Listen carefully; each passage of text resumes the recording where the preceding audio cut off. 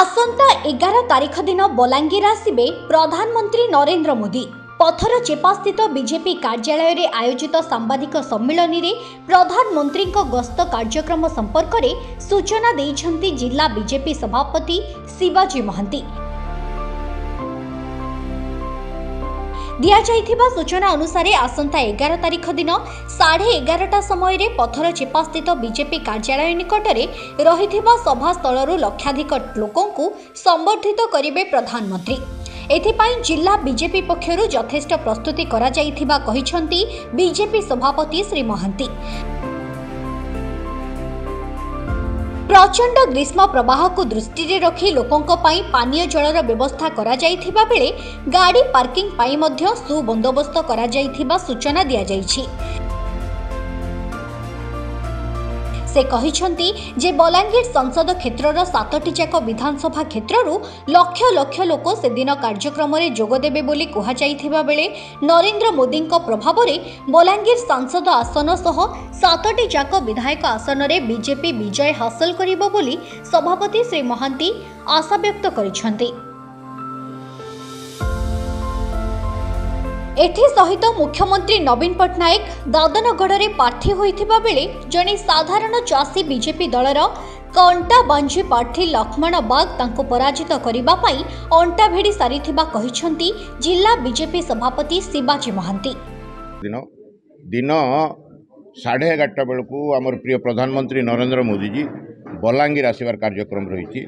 तांकर कार्यक्रम रे से पत्थर चेपा पड़िया ठारे लक्षाधिक लोक संबोधन करेंगे।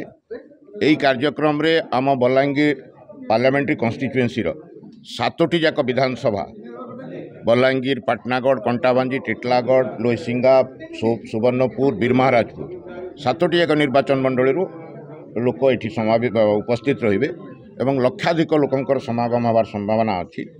तो संगे संगे आम अन्य मानकर सुविधा दृष्टि लोकंकर सुविधा दृष्टि जेहेतु ग्रीष्म प्रवाह प्रबल हो दिन 11-12 बेले कार्यक्रम जेहेतु अच्छी आम लोकंकर सुविधा जो जी आनुषंगिक व्यवस्था पार्टी तरफ करने कथा आम करूँ।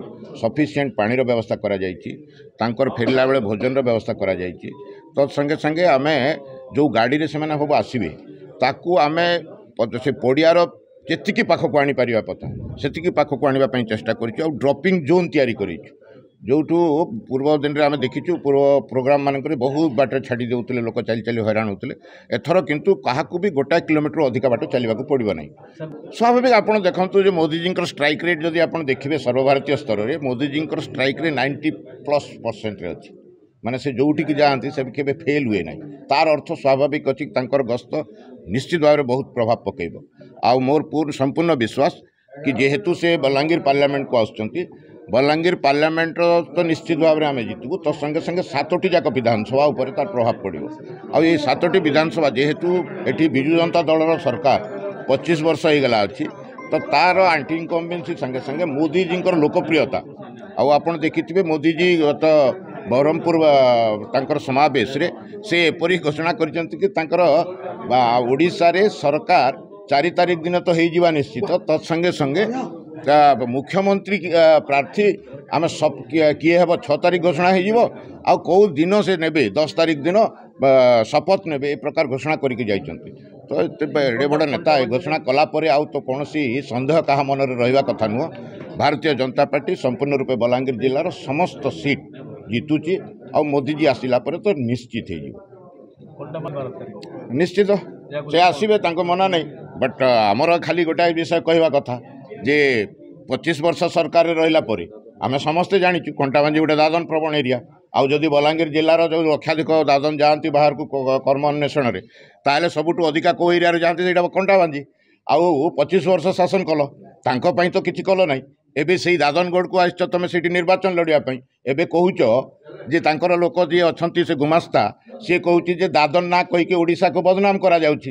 अरे जदि तुम जदि कहूच जदि दादन नाई से माने अधिका आय करने बाहर को जाउछन्ति तांको दादन कहवाटा असम्मान हो जाउछि।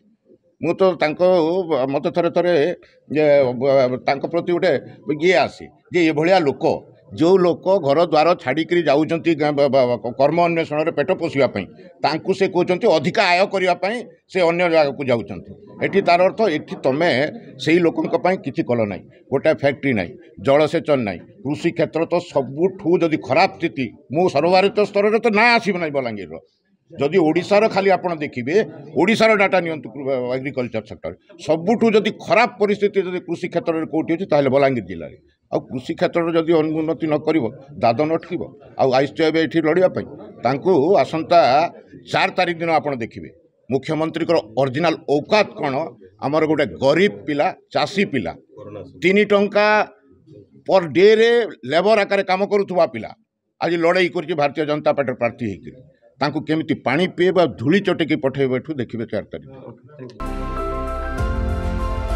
बलांगीर जन्मंजय चंदन का रिपोर्ट ओडिशा हलचल।